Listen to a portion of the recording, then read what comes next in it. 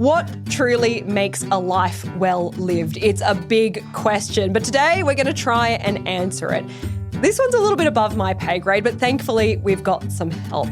Speaker, author, and coach Anna Glynn is going to guide us through some big principles for a good life, including how to find your purpose. We're also going to look into what it means to thrive. Thriving sounds good, but what does it actually mean? And how can you do it? That's all coming up on this episode of Money and a Good Life.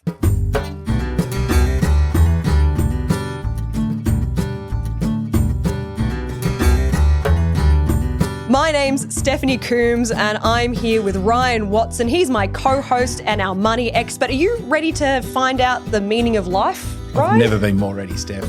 I genuinely love chatting with Anna. I feel like you and I are very unqualified to talk about this one, if I'm going to be completely Yeah, okay, I'll be in there with you. Okay. Yeah, so thankfully we're joined by Anna Glynn. She's the speaker, author, and a coach. Anna's specialty is in resilience, performance, and well-being. She's passionate about helping people and teams thrive, and her advice is all backed up by cutting-edge research. Anna, welcome back to the podcast. I'm looking forward to this chat yet again.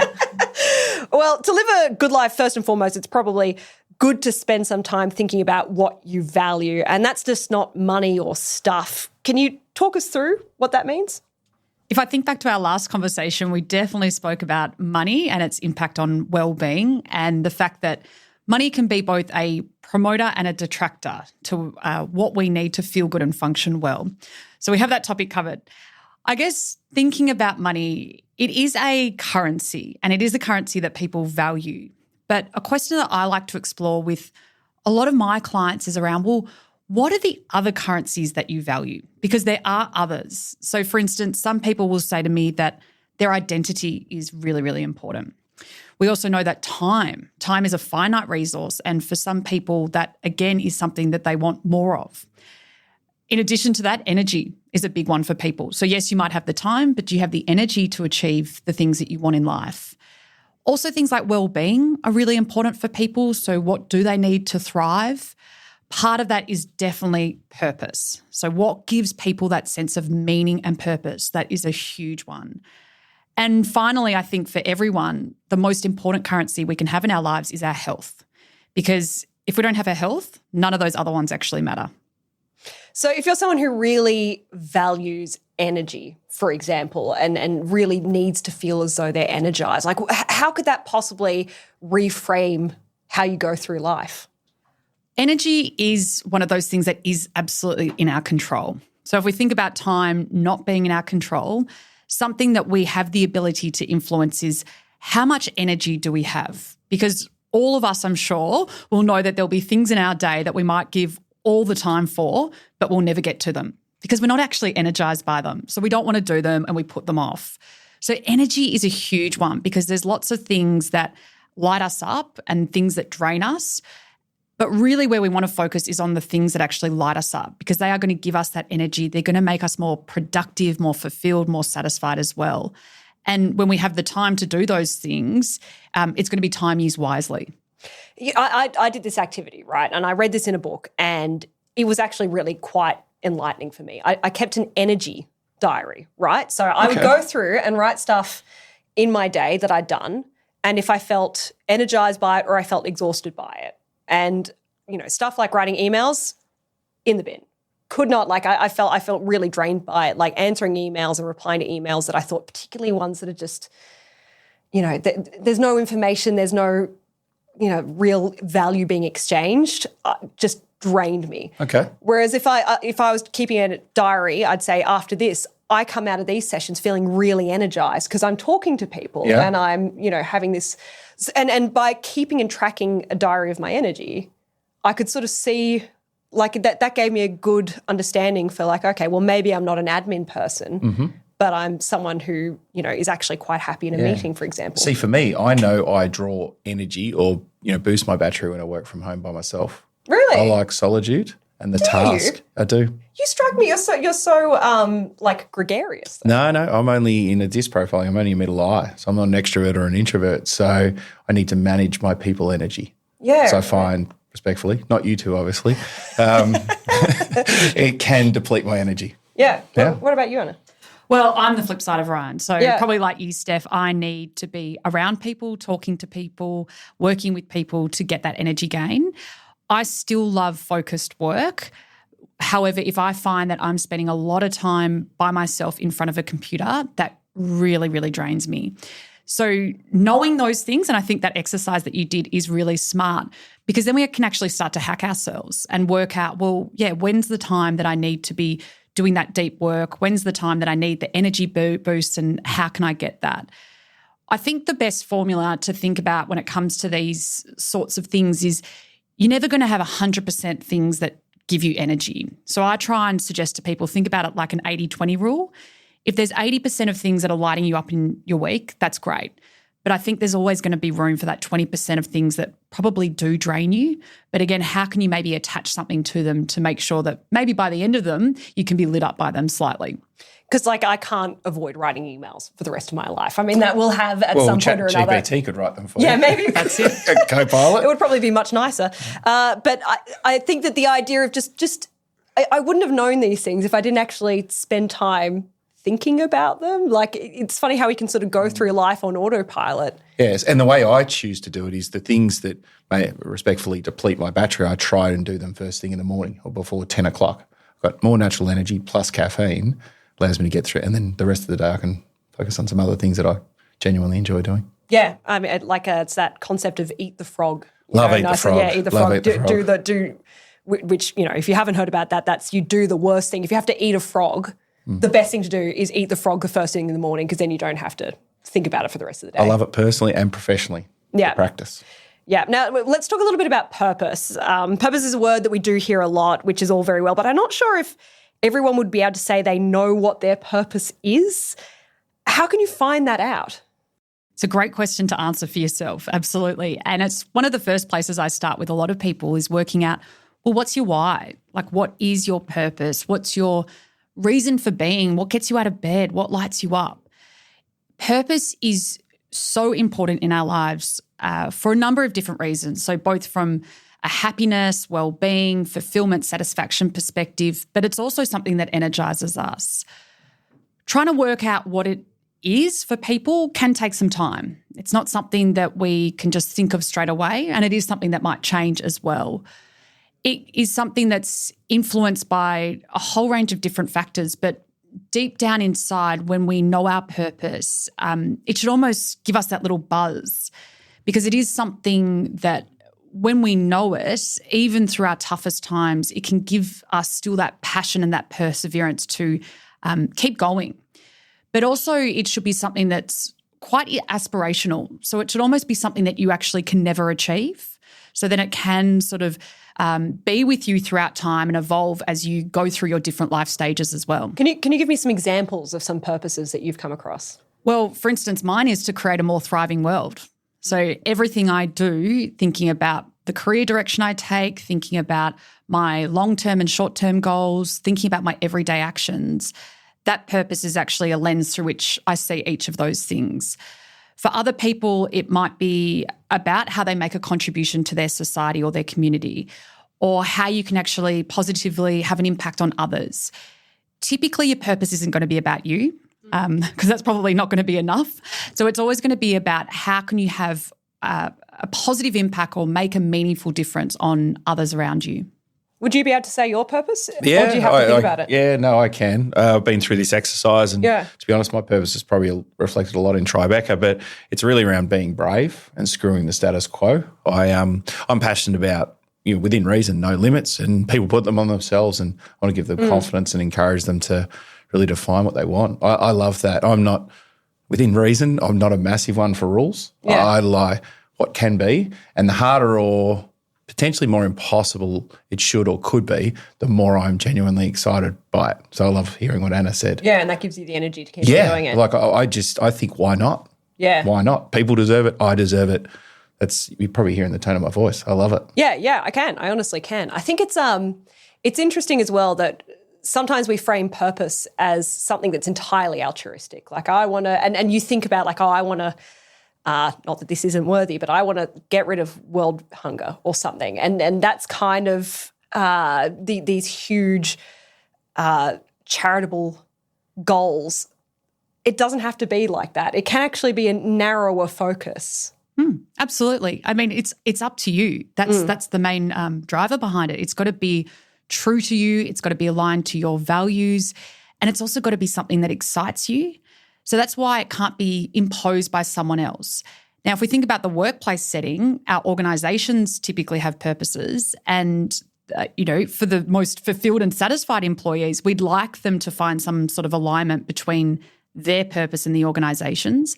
But I think in addition to that, we all need to know personally what we're striving for. What is it that's important to us, and what's the legacy we want to leave behind? If you have no idea what your purpose is, what are some of the ways that you can work out internally what it is or what it might be? There's some great questions that you can ask yourself about, what's important to me? What is it that I value? What do I want to achieve? What would I be proud of at the end of time as well? But even just thinking about what's the contribution you want to make to the people around you or the society, and what's the impact of that? That's the word I love. And in terms of what impact can you have? I love that. If you're lucky enough to have a purpose and you sort of know where you're going, life can occasionally throw some curveballs, and there may be a sense at some point or another that you've lost your purpose. Have you experienced that with the people that you've dealt with? Lots of times. Typically it happens when people's purpose is wound up by their identity or their job.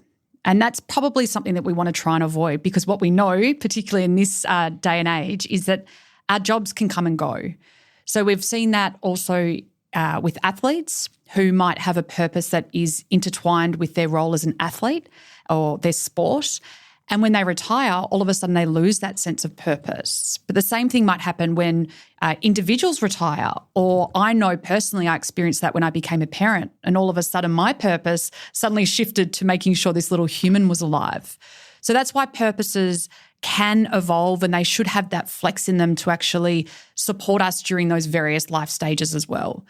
What I noticed also throughout those heightened pandemic days is people's purpose absolutely changed. So people during that epidemic were very much looking at, well, what is important to me? What do I truly value? And so for a lot of people during that time, I was definitely having conversations about their purpose. Interestingly, what we know about different generations, so the millennials and Gen Zs put a much higher priority on purpose than some of the other generations as well. So they're really looking for organisations and for work that they can do that contributes to their purpose. And when you do find an organisation that contributes to your purpose and you have that alignment, like, what are the benefits of that if you're lucky enough to get one? Well, they are. There's a lot of them that exist out there. And really what we all should want as leaders is to have our people engaged and feeling fulfilled and satisfied with the work that they do. And that comes from when people have that alignment with the organisation's purpose. So helping people actually be motivated and driven towards that purpose is obviously going to have a significant impact on your bottom line if you've got a group of people that are strongly committed to your organisation's goals. I mean, some of the purposes that I love hearing about are from places like Lego, who aren't just about making toys, they're actually trying to empower the next generation of builders. And I love that. Like, that's, you can see how much that is in their purpose. And so for the people working there, it's not just about making toys. It's actually about, how do we empower this next generation of people that are going to build our buildings? I like the idea as well as if you have a purpose that is outside of just your job description, like, my job is to, make buildings or whatever. But if it's something larger than that, it can sort of weather those life's undulations as things go well or go bad, you lose a job, you get all that sort of stuff. If you have a guiding principle, it can sort of push you through. That's it. It's like a northern star, guiding light, whatever term you like to use, but it is what can help you define a path or find the way forward, particularly if you're going through difficult times or there might be lots of challenges or roadblocks in the way. It absolutely helps get people out of bed, motivate them and drive them towards that aspiration. And you said how parenting for you was a time where, like, your purpose felt a little bit shaky because, your priorities had to shift onto someone else. What are some other points in people's lives where purpose can shift and change? I think retirement is another obvious one. For a lot of people, their purpose is tied up with their job or their role that they've played at work. particularly incredibly successful people, where probably a lot of the achievements that they got out of their role was, based on the importance of themselves within that organisation, as an example. And that's a feeling, Anna, that they were getting each day, each week, each month, over 20, 30 and 40 years, right? Really instilled in people. That's it. Yeah. And then one day it's gone. Yeah. So I think there's a big need for people to prepare for that, to realise that all of a sudden when that job is gone, what is it that they're contributing to? What makes them feel valued? What makes them feel important? What is the significance of their contributions each day? And that's why having a purpose that isn't aligned necessarily with your job is a really important thing. So when those things get taken away, you still have that sense of meaning in your life. Have you managed to guide people through this transition? Like, how do people react when they find their purpose again? Well, a lot of people, when I first, talk about it, think it's a bit, woo-woo. But really, as we start to explore it further and get, peel off the onion layers and really get to the crux of like what's important to someone, they can see how it has such an impact on all different aspects of their life. So again, as I spoke about from my own example, it is that filter or that lens through which you can see everything. So if you know your purpose, it can guide, well, what's the direction of my career? What career direction should I take? It's also about, well, what long-term or short-term goals should I commit to? Because all of a sudden, you're not going to go and do things that aren't aligned with that purpose. For me and for others also, it's also making it really easy to work out what actions to undertake or what decisions to make, because you can suddenly, make a distinction between, well, is this aligned with my purpose or not? Because if it's not, I'm probably not going to go and do it. The word that comes to mind, Anna, is clarity. Once you find your purpose, then you find your clarity. And it's funny because we haven't, I don't think, specifically spoken much about purpose, but that's a lot of what you're dealing with, right? When Tribeca is dealing with clients, it isn't just, how can you make as much money as possible? It's more about, how can the money that you've got serve the life that you want? And that is all sort of tied into the same concept generally. Yeah, absolutely. It's about the human first. We've made a brand promise around good life. It's not for us to define that. It's how do we build trust with our clients and help them define that roadmap? We'll just use the financial tools that we've got to help them best deliver that. It's people first. It's easy, I think, to sort of float through life without actually really having to confront this too much. Like you take a job, you end up doing it, you like it, you feel like some sort of connection, but you do have to, I think, occasionally take stock of where you are and how you've ended up where you are. Because when things don't go smoothly and life has ups and downs, it's best to have confronted this and really thought about it before you hit a crisis point. Potentially, but sometimes those crisis points are actually what encourage people to think about their purpose. So again, coming back to that pandemic example, or when people have gone through traumatic events or health scares, that's often when they take that step to work out, well, what actually is really important? What is it that I want to achieve? They realise through those events that they want the rest of their time to be worthwhile and fulfilling. So that's where sometimes we talk about this idea of growing from struggles and challenges, because one of those things that might come about is that you uncover that why for yourself. Was it the pandemic? Was it that people had more time for introspection, or was it just the generalised anxiety of that period, do you think, that triggered this? Probably both. Yeah. Having more time, but also being put in that position where we were scared and worried about what was to come. So all of a sudden people wanted to think about, well, hang on, what is it I really want to achieve? And like Tribeca as well had a lot of people off the back of COVID as well who had big lifestyle changes. Yeah, exactly right. I think, from our point of view, we see it through financial advice, people just redefined what was important to them. Pick up on what Anna said earlier, we often find that people change out of inspiration or desperation. There's probably a lot of apathy in the middle without judgment, and we can't help people unless they want to make the change. We prefer it be from inspiration, but a lot of the time it's desperation and don't like this anymore and I want to change. There's some bravery in this as well, because I think some of the most brave things we can do, it's the introspection. We take a look at ourselves, look in the mirror and what we really want. That's where the growth is.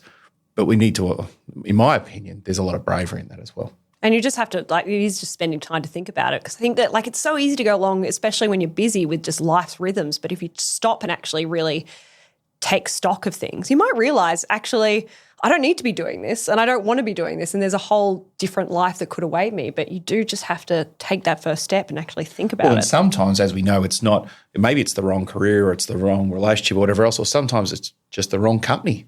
Yeah. With that, you know. Yeah. Maybe it's more of a subtle change than we think, but if we don't do the work, we won't find out. Yeah, if you don't actually think about it. And look, I mean, I'm someone who believes a lot in, you know, I'm a writer, so I like to write things down. And I think that keeping notes and diaries and journals and stuff can just sometimes just clue you into what's going on underneath the surface a bit. Do you advise people to do work like that? Absolutely. Writing's a big part of building that awareness. And, you know, there's exercises around, you know, tying into Ryan's concept of the good life.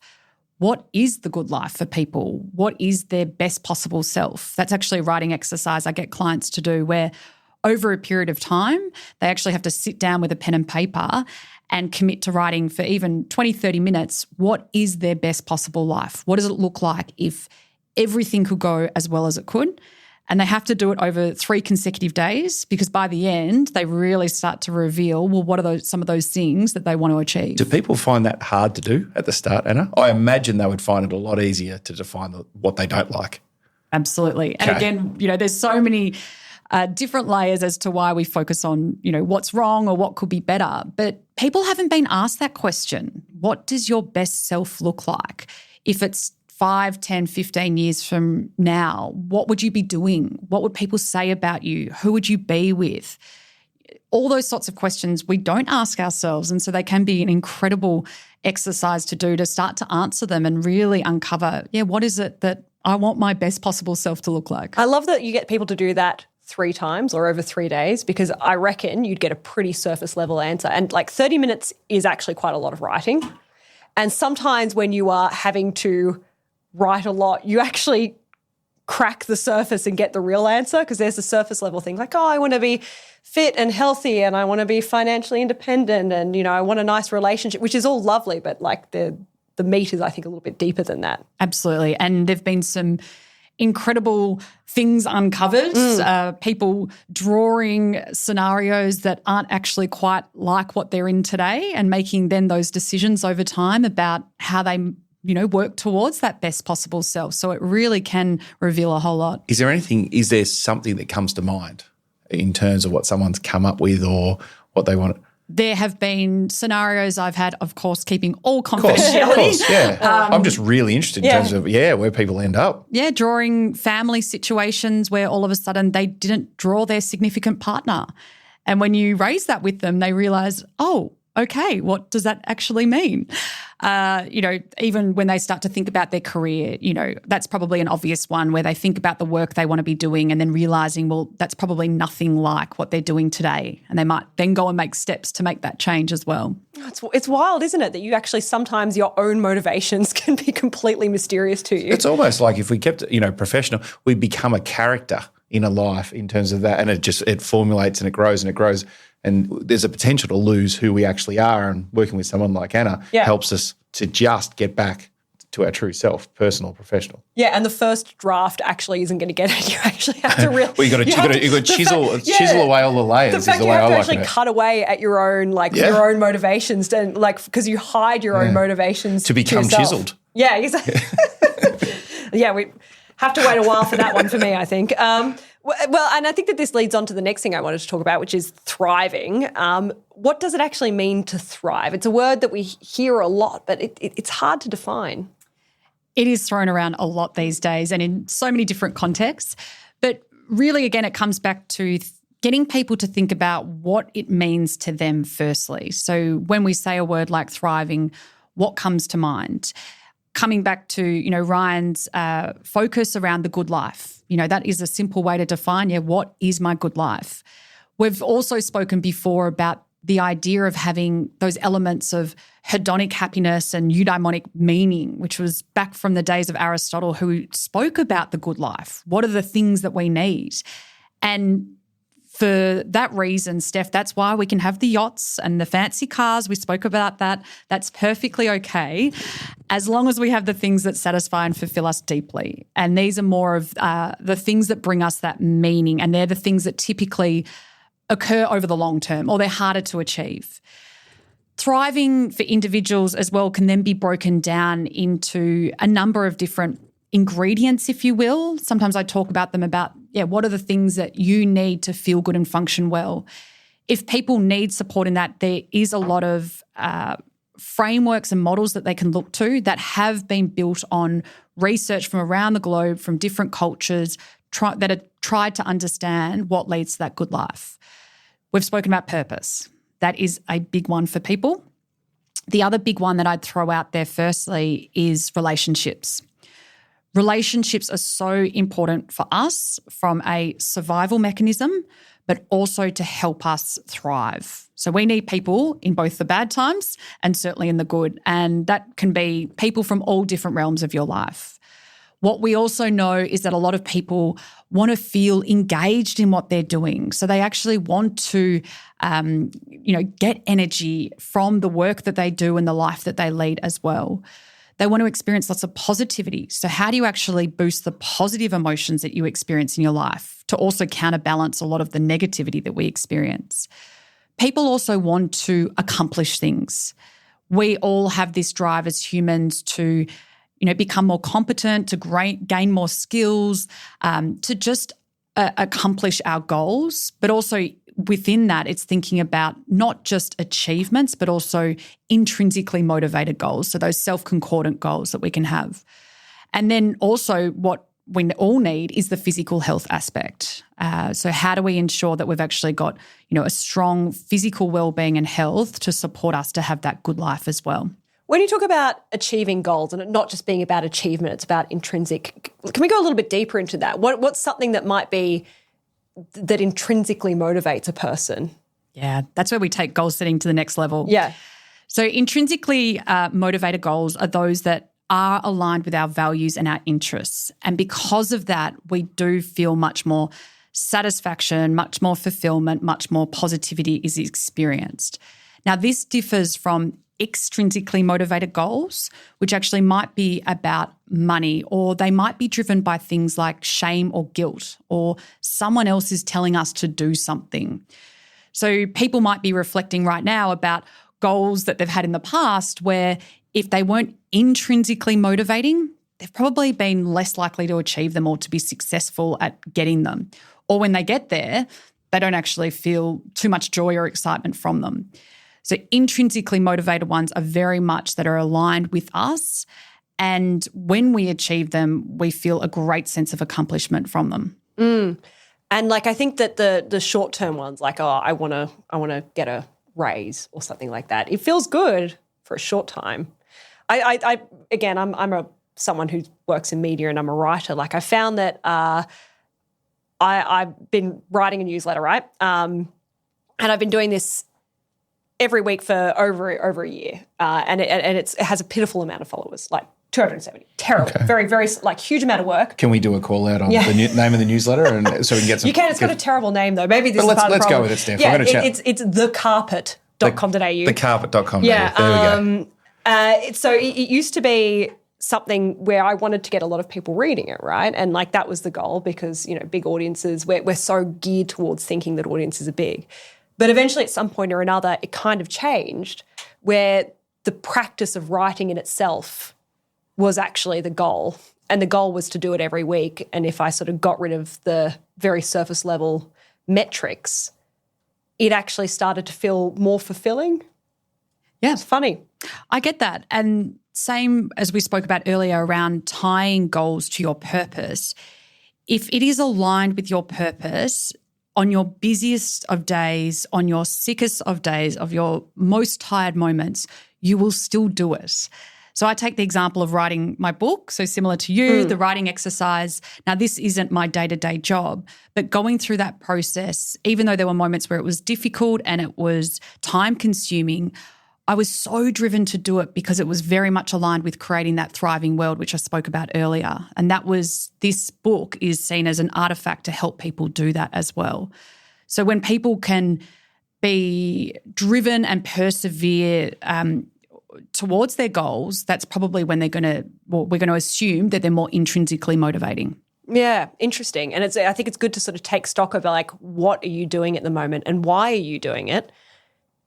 are your motivations enough to keep you going? Because I think eventually there is a cracking point where like you can't always be sort of motivated by external things like the glamour or the I love that test. Would I do this on my sickest day? Would I still get out of bed to do it? It's a great mental test. It's a great reminder. Yeah. And it means that you can carve a lot of stuff off that doesn't really. That's it. That's why this is so perfect to do as a purpose exercise, because you actually remove a whole lot of stuff out of your life that you don't want to do or that's not motivating or you're driven by someone else. Even coming back to your point about writing the newsletter and seeking more followers, again, that's extrinsic. So it's about, the status as opposed to you writing for that pure enjoyment of it as well.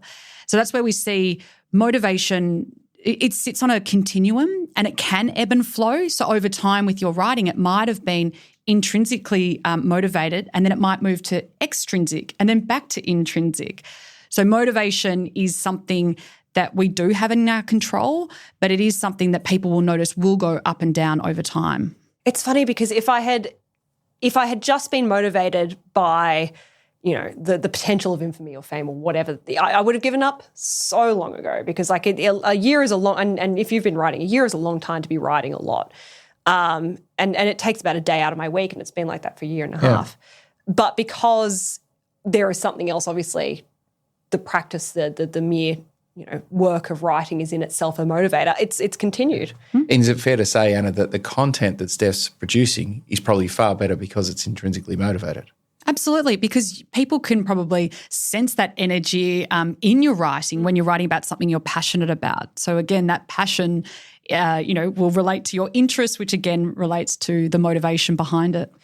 I like this as an idea because we're so waterlogged, I think, as a society with people who have get-rich-quick schemes or like, do this for this result and like we're so results-driven. Or everyone's an influencer. Yeah, right? And it's like, to be a famous Instagrammer, you've got to do this and this. And it's like it's all about – and it just washes any of the sort of the authenticity out of Without stuff. getting too sidetracked on that, I do think, you see people in cafe or taking the photos and all the rest of it. I'm like, it's always the next thing. I feel sorry for them. It's just their life is all around an audience that they'll never know.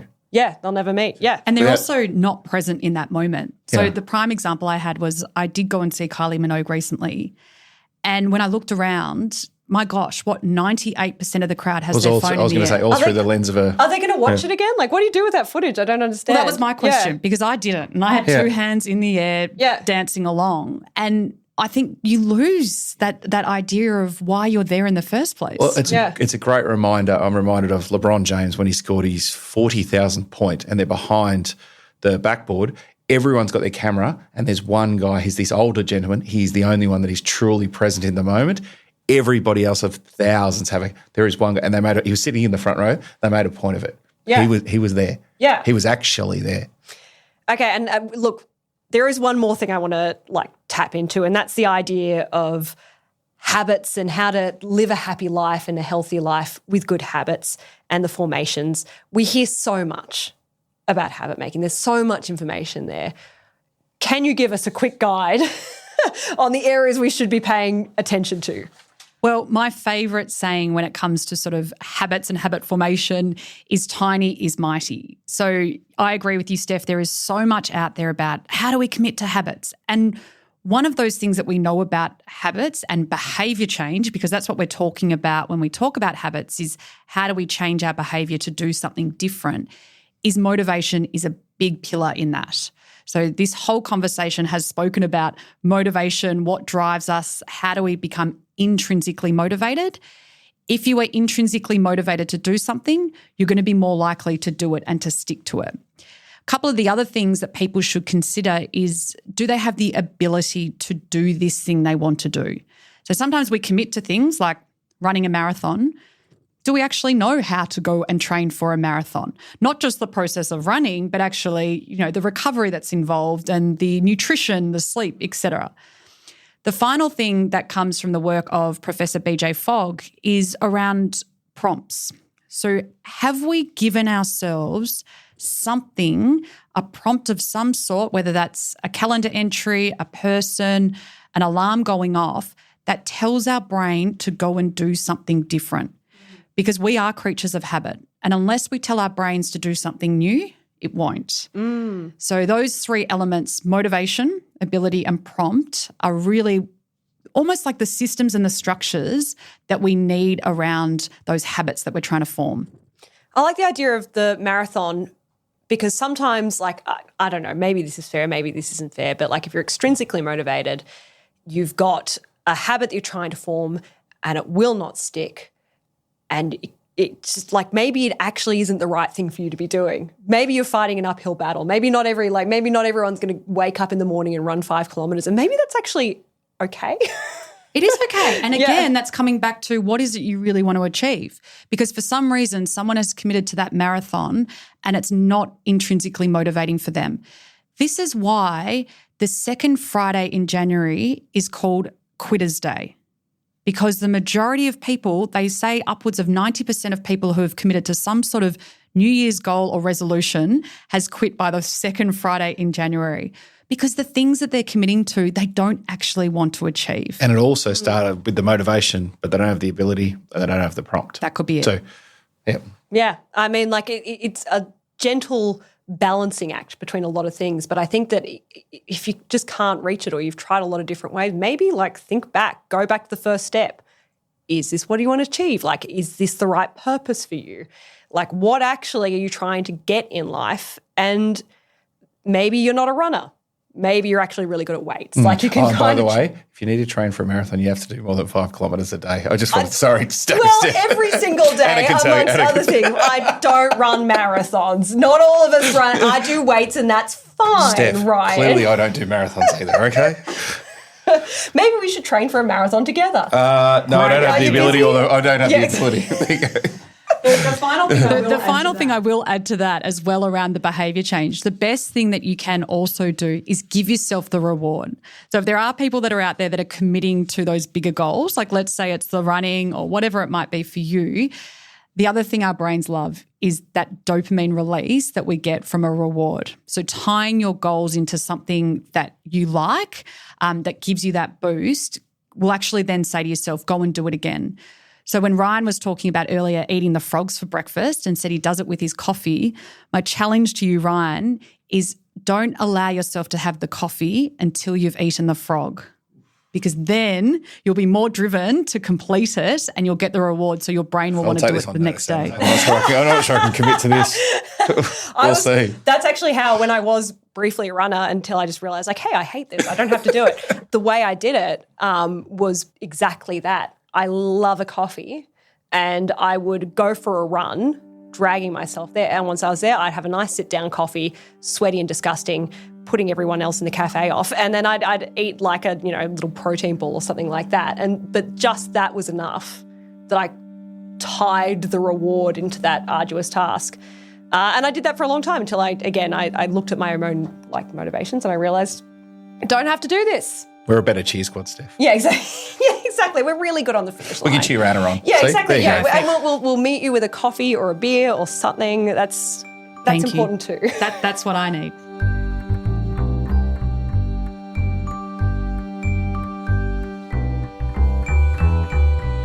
Anna, thank you so much. We really appreciate you coming on. And if you like chats about the big questions that go a little bit deeper on money than just what's in your bank account, then make sure you follow this podcast wherever you're listening now. We'll see you next time.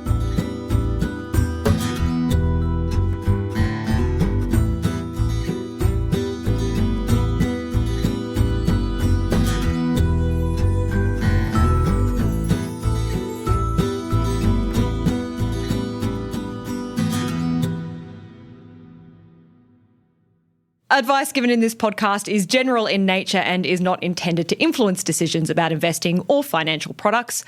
Our listeners should always seek their own professional advice that considers their own personal circumstances before making any financial decisions.